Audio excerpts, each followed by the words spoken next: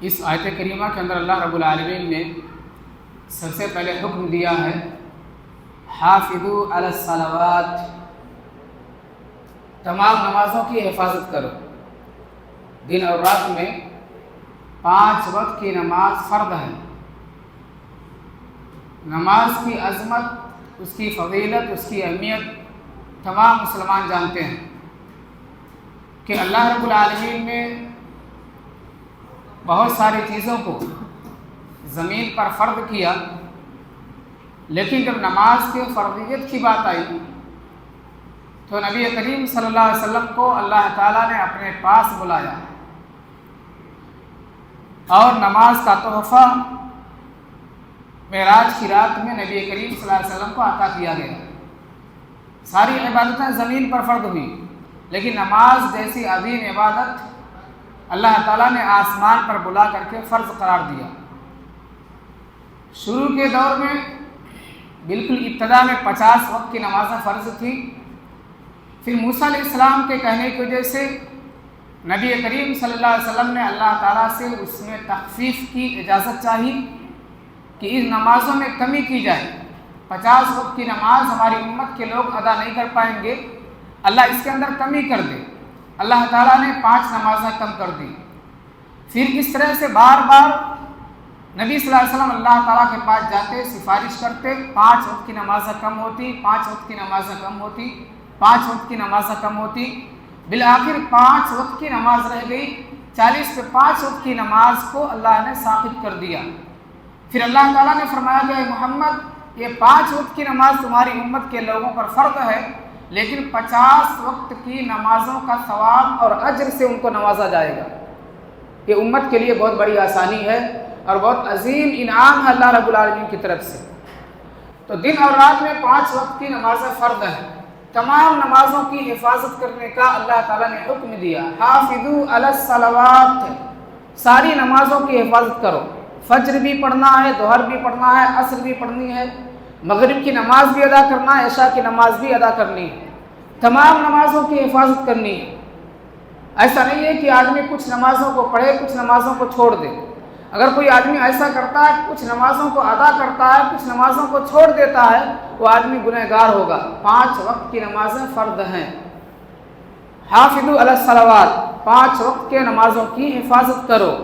والصلاۃ الوسطیٰ، خاص طور سے جو بیچ کی نماز ہے، درمیان کی نماز ہے۔ درمیان کی نماز کون سی ہے؟ عصر کی نماز درمیان کی نماز ہے۔ خندق کے موقع پہ اللہ کے نبی صلی اللہ علیہ وسلم نے فرمایا تھا لوگوں صلاۃ وسطیٰ کی حفاظت کرو۔ صلاۃ وسطیٰ یہ عصر کی نماز ہے۔ خندق کے موقع پہ اللہ کے نبی صلی اللہ علیہ وسلم نے فرمایا تھا کہ کافروں نے ہماری اس نماز کو ضائع کر دیا، بہت دیر کر دی۔ تو اس طریقے سے ساری نمازوں میں اس آیت کریمہ کے اندر صلاۃ وسطیٰ کی اہمیت بتائی گئی ہے۔ اور اللہ کے نبی صلی اللہ علیہ وسلم نے فرمایا من حبط صلاۃ العصر فکأنما اتر اہلہ ومالہ، جس نے عصر کی نماز کو چھوڑ دیا گویا کہ اس کے اہل و عیال مر گئے، اس کے گھر والے مر گئے، اس کا مال، اس کا جائیداد فنا ہو گیا۔ اس طریقے سے نماز عصر کی اہمیت کو بتایا گیا ہے۔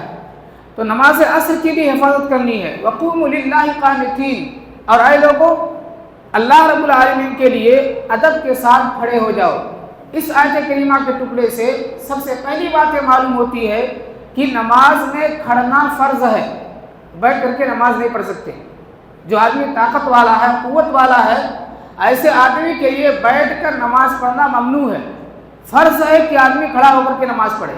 ہاں جو آدمی کمزور ہے، کھڑ نہیں سکتا، ایسے آدمی کے لیے اجازت ہے کہ کرسی پہ بیٹھ جائے، نیچے بیٹھ جائے۔ اللہ کے نبی صلی اللہ علیہ وسلم نے عمران بن حسین سے کہا تھا، یہ بیمار صحابی 30 سال تک بیمار تھے، مولل کی بیماری تھی، 30 سال تک بیمار تھے۔ اس سے معلوم یہ ہوا کہ اچھے لوگوں کو بھی بیماری لگتی ہے۔ صحابی ہیں، اللہ کے نیک بندے ہیں، باوجود اس کے بیمار ہو گئے، 30 سال تک کھاٹ پہ پڑے رہے۔ نبی صلی اللہ علیہ وسلم نے فرمایا صلی قائما، کھڑے ہو کر کے نماز پڑھنا۔ فَإِن لَمْ تَسْتَطِعْ فَقَاعِدًا، کھڑ کے نماز نہیں پڑھ سکتے ہو بیٹھ جاؤ۔ فَإِن لَمْ تَسْتَطِعْ، اگر تم بیٹھ کے بھی نماز نہیں پڑھ سکتے ہو فَعَلَى جَنْبٍ، تو اپنے کروٹ کے پہلو کے بدلے سے نماز پڑھو۔ تو کروٹ میں رہتے ہوئے بھی نماز پڑھی جا سکتی ہے۔ تو پہلا درجہ یہ بتایا گیا کہ آدمی کے لیے کھڑنا فرض ہے.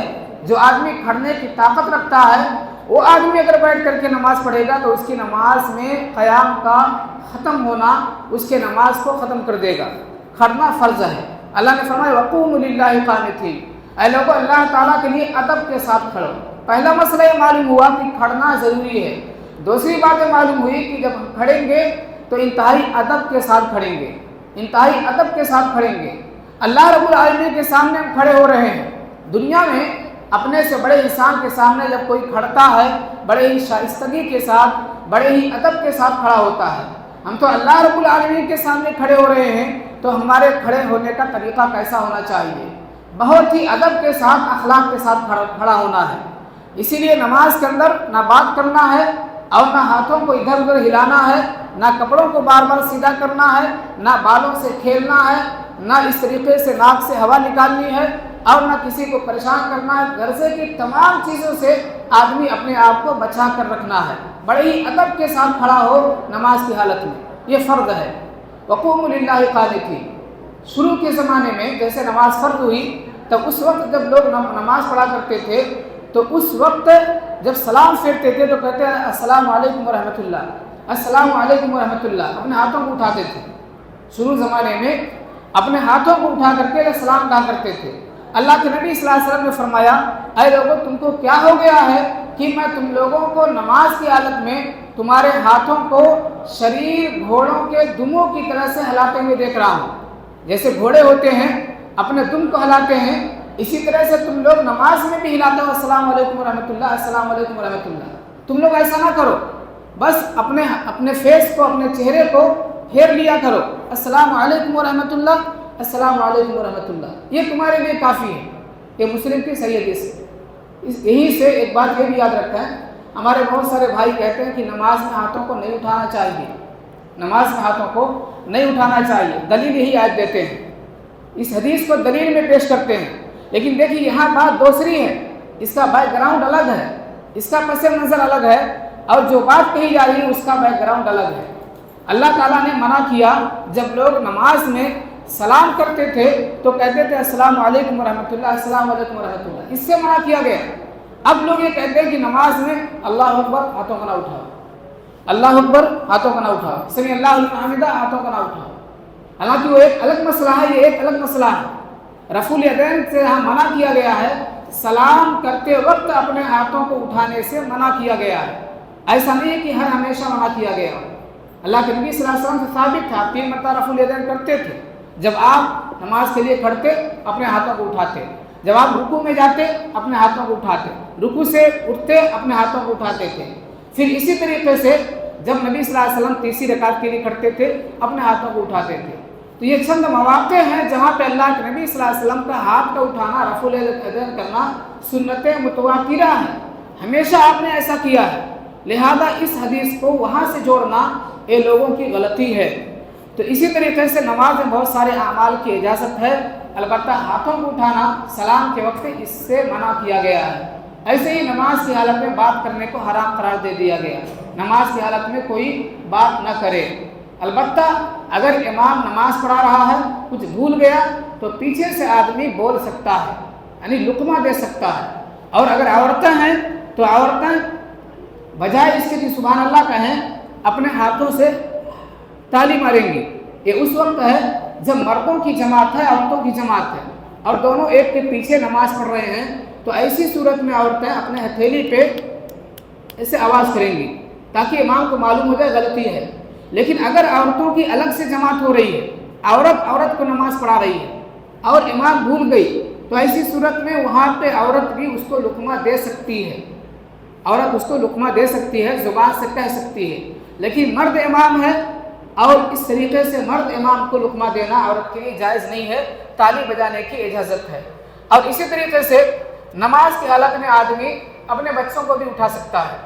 اللہ کے نبی صلی اللہ علیہ وسلم نماز پڑھتے تھے، حسن حسین آپ کے کاندھے کے اوپر سوار ہو جاتے تھے. نبی صلی اللہ علیہ وسلم نماز پڑھتے تھے، آپ کی نوازی حضرت امامہ آپ کے سر کے اوپر آ کے بیٹھ جایا کرتی تھی. اللہ کے نبی سے نماز پڑھتے، جب آپ قیام کی حالت میں ہوتے بچے کو اٹھا لیتے، جب رکوع و سجدے میں جاتے بچی کو بازو میں رکھ دیتے تھے. تو چند چیزوں کی اجازت بھی ہے.